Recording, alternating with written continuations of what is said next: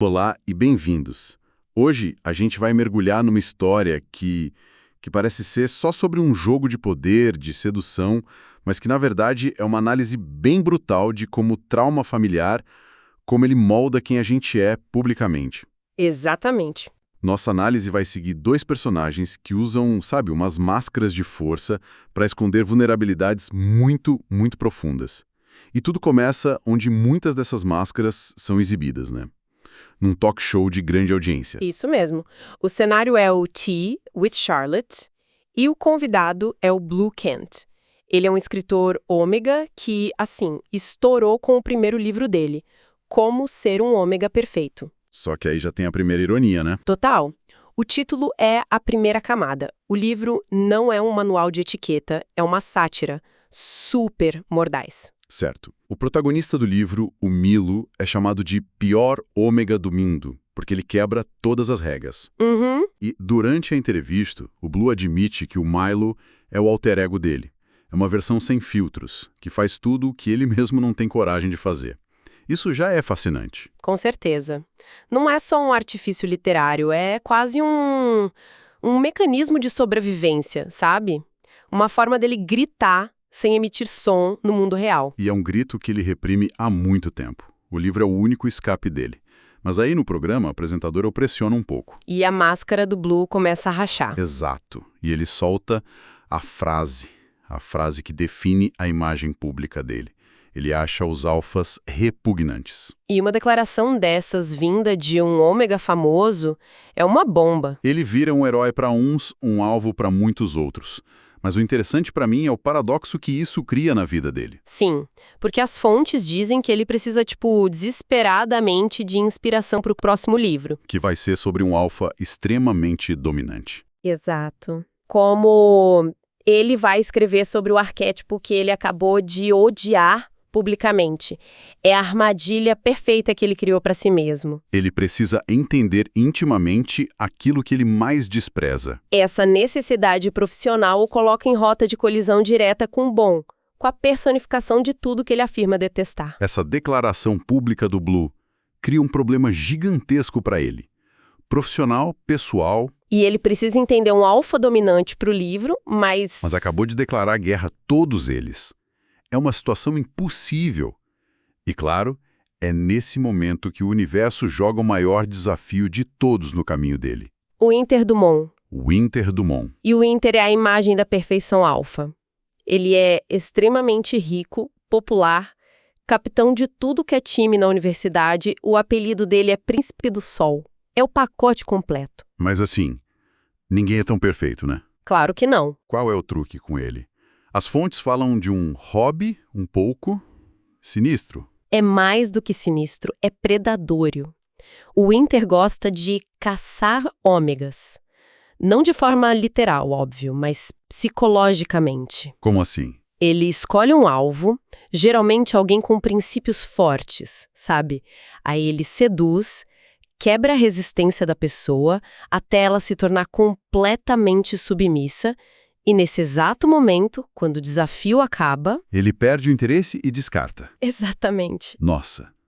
Então não é sobre conexão, é um jogo de poder puro. Um exercício de crueldade para alimentar o ego. Uhum. E, previsivelmente, o novo alvo dele se torna o Blue Kent. Mas o que me chama atenção é o gatilho. Normalmente nessas histórias a atração é por beleza, por status. E aqui é o oposto. Totalmente. O que na indiferença do Blue funciona como um gatilho tão forte para alguém como o Inter, que parece ter todos aos seus pés. É porque a indiferença é a única coisa que ele não pode comprar ou exigir. Numa reunião de um clube da faculdade, o Blue simplesmente o ignora. Não dá a menor atenção. E para alguém como o Inter, que vive no centro de tudo... Ser invisível é um choque. A rejeição não o ofende. Ela o fascina. A obsessão começa ali, não com desejo, mas com a necessidade de conquistar o inconquistável. Isso já vira dinâmica de poder de cabeça para baixo desde o começo. E pelo que as fontes indicam, a reação do Inter não é nada impulsiva. Ele é um estrategista. Totalmente. Ele investiga a vida do Blue, descobre sobre o livro e, numa jogada super calculada, ele desenterra umas web novels antigas meio embaraçosas que o Blue escreveu na adolescência. Aquela vida selvagem. Essa mesma. Ele não quer só seduzir o Blue, ele quer desarmá-lo. Usar o passado do próprio Blue como munição. A caçada é preparada meticulosamente. Esse jogo inicial de gato e rato é cheio de tensão. O Winter força uns encontros casuais. E o Blue repele com sarcasmo, com desprezo. Sim, mas os exemplos que as fontes trazem mostram que isso vai além de flertes. Na convenção do tal clube de empoderamento, por exemplo, o Blue não só faz o discurso dele, ele humilha publicamente os alfas na plateia. Como que o Winter reage a isso? Ele adora.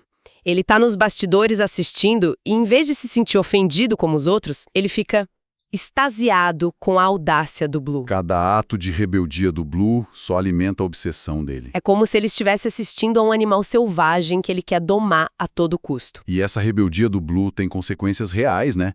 Ele briga com 3 alfas num bar para defender uma ômega, é preso, o irmão dele, o Elliot, tem que tirar ele da cadeia. Ele tá constantemente se colocando em perigo. Mas por trás dessa fachada toda de rei do gelo, de rebelde, tem uma guerra interna acontecendo. Ele não odeia só os alfas. Ele parece odiar uma parte de si mesmo. Exatamente. O Blue é um ômega dominante, que é um status desejável, poderoso, dentro da hierarquia desse universo. Mas ele odeia essa identidade. Ele tenta ativamente suprimir a própria biologia para se tornar um ômega recessivo. Que na visão distorcida dele seria algo mais puro. Isso, mais correto. Espera um pouco. A gente precisa falar de como ele faz isso, porque envolve conceitos bem específicos desse mundo. Ele abusa de supressores e se recusa a usar isoladores de feromônios. Certo. Isso não é como tomar uma aspirina, né? Qual é o perigo real disso no mundo deles? Ótima pergunta. Os isoladores são tipo um escudo, sabe? São adesivos que bloqueiam os feromônios de um ômega, protegendo de atenção indesejada de alfas. Não usar é como, sei lá, andar num bairro perigoso de porta destrancada. Ok. Já os supressores são uma faca de 2 gumes. Eles dão um controle sobre os ciclos biológicos, mas são vistos por muitos como uma negação da própria natureza. E o uso excessivo, como o Blue faz, é literalmente tóxico. É uma metáfora poderosa para a autorrejeição se manifestando fisicamente. E claro, isso acaba trazendo uma consequência terrível para ele. O diagnóstico médico que muda tudo. Sim, ele é diagnosticado com transtorno de feromônios de grau 2. As toxinas dos supressores se acumularam nas glândulas dele. É uma condição potencialmente fatal se não tratar. Pode matá-lo? Pode matá-lo. E essa condição, ela é só biológica ou tem um componente social? Digo, é uma doença reconhecida por todos ou carrega um estigma? Tipo, uma consequência auto-infligida?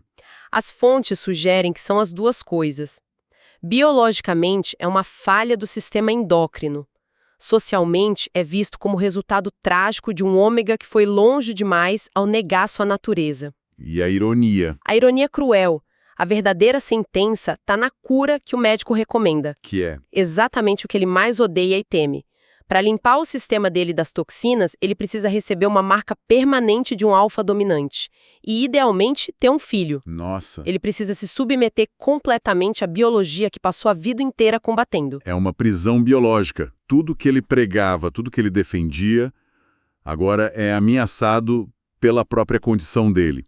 E enquanto o Blue lida com isso, o verniz de perfeição do Winter também começa a rachar. Sim, os irmãos do Blue ficam preocupados, fazem a própria investigação e o confrontam com o passado do Winter. O Príncipe do Sol.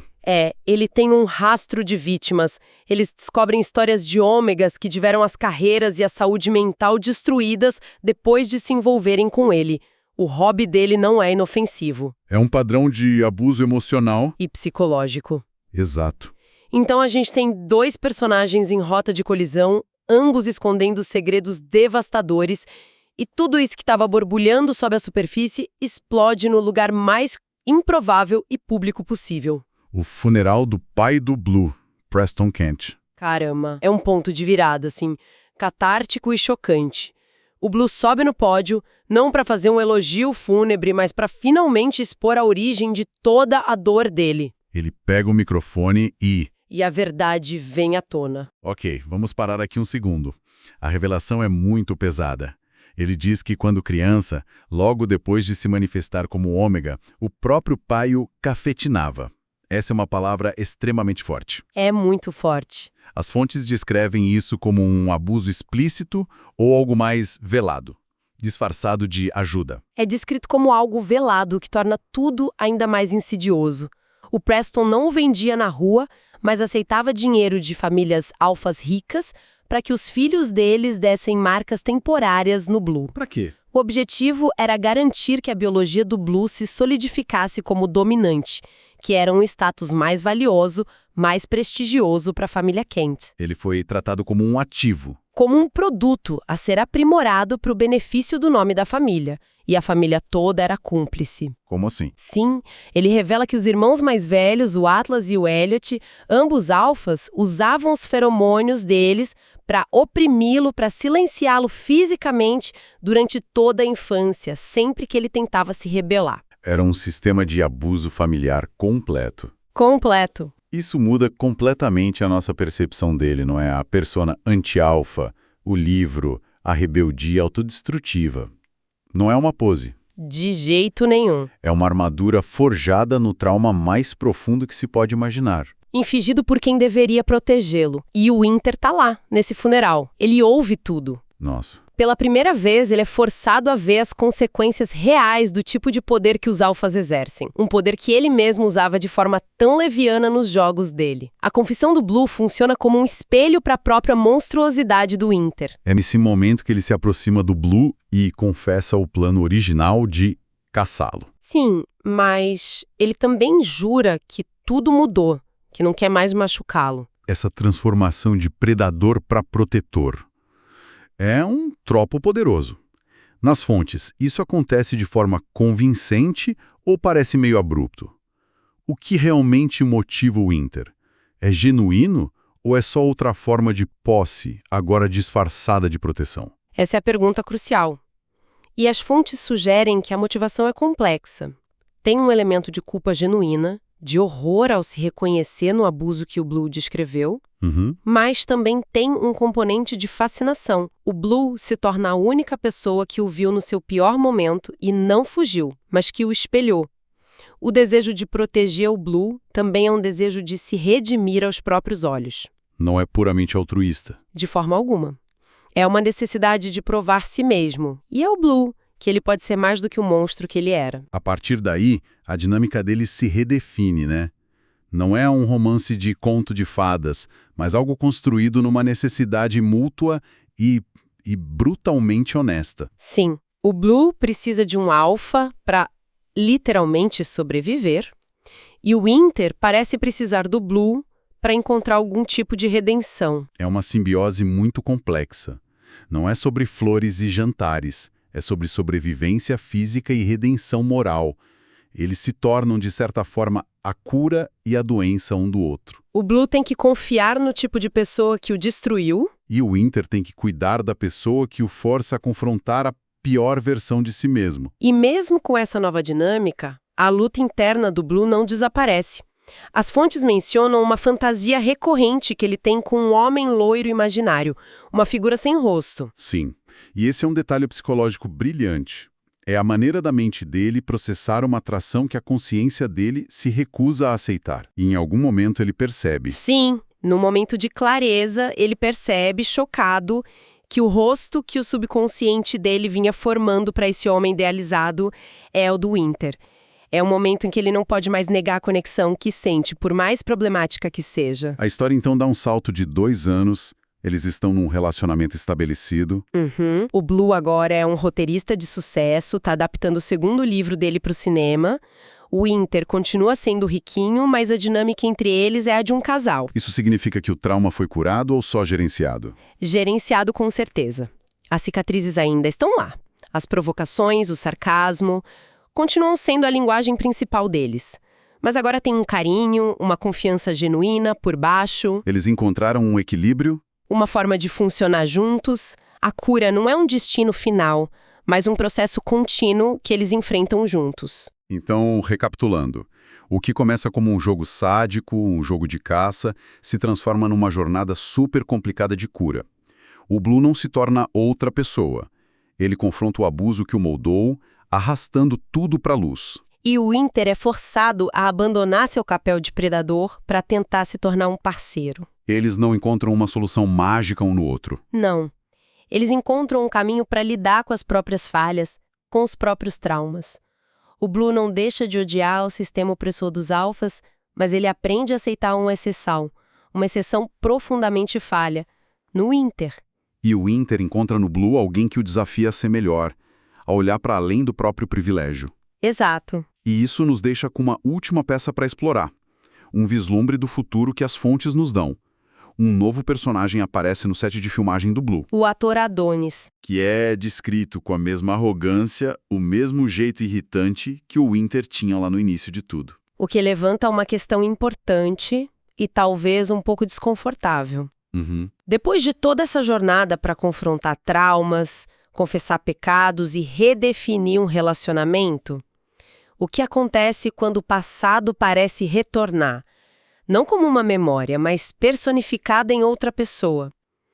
A verdadeira mudança, ela é permanente?